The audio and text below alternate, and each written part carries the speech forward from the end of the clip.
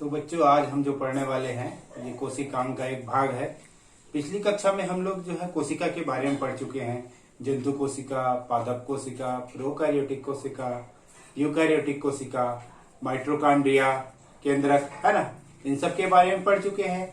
आज जो हम लोग पढ़ने वाले हैं वो मुख्य रूप से लवक है और उसके अंदर हम लोग पढ़ेंगे क्लोरोप्लास्ट के बारे में, है ना। तो ये हमारे कक्षा 9वीं का जो अध्याय है विषय विज्ञान, है ना, जीवन की मौलिक इकाई क्या होती है? कोशिका होती है।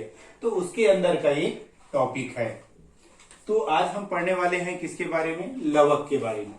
तो लवक क्या चीज है? लवक पाया कहाँ जाता है ना। तो यदि हम लवक की बात करें तो ये जो लवक है क्या है? ये है कोई पादप कोशिकाओं में पाए जाने वाला कोशिकांग है। पादप कोशिका में पाए जाने वाला कोशिकांग है लवक, है ना। सामान्यतः जंतु कोशिका में नहीं पाया जाता है। लवक के यदि प्रकार की बात करें तो लवक दो प्रकार के होते हैं, है ना। पहला है रंगहीन लवक, जैसे कि नाम से स्पष्ट है, रंगहीन अर्थात इसमें रंग नहीं पाया जाता, है ना, इसमें वर्णक नहीं पाए जाते, इसलिए इसका नाम है रंगहीन लवक। यदि उदाहरण देखें तो मक्का वगैरह में पाया जाता है।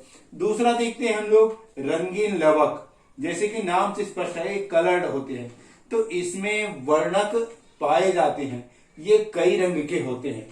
तो हमको जो मुख्य रूप से आज पढ़ना है वो इसके अंतर्गत है क्लोरोप्लास्ट, है ना। क्या पढ़ना है हमको?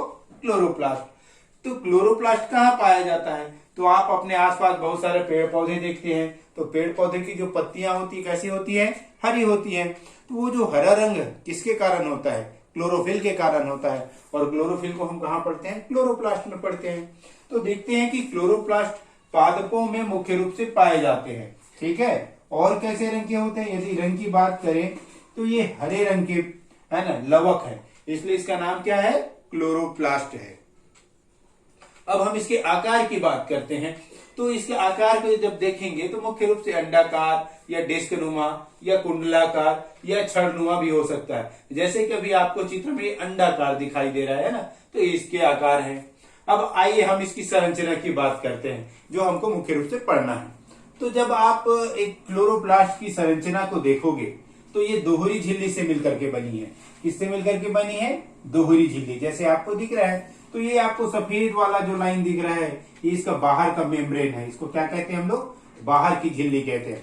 उसके बाद ये आपको दूसरे कलर में दिखाई दे रहा है ना, थोड़ा सा रंगीन दिखाई दे रहा है, पिंक जैसा।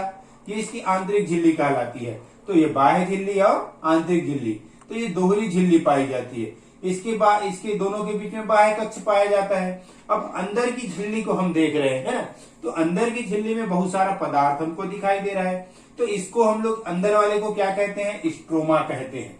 मुख्य रूप से हम क्या कहते हैं? स्ट्रोमा कहते हैं। अब स्ट्रोमा के अंदर आपको प्लेट जैसी रचना एक के ऊपर एक रखी हुई दिखाई दे रही है। यहाँ पे 4 हमको दिखाई दे रही है, एक प्लेट के ऊपर एक, इस प्रकार रखा रहता है। तो इसको हम क्या कहते हैं? ग्रेनम कहते हैं, है ना।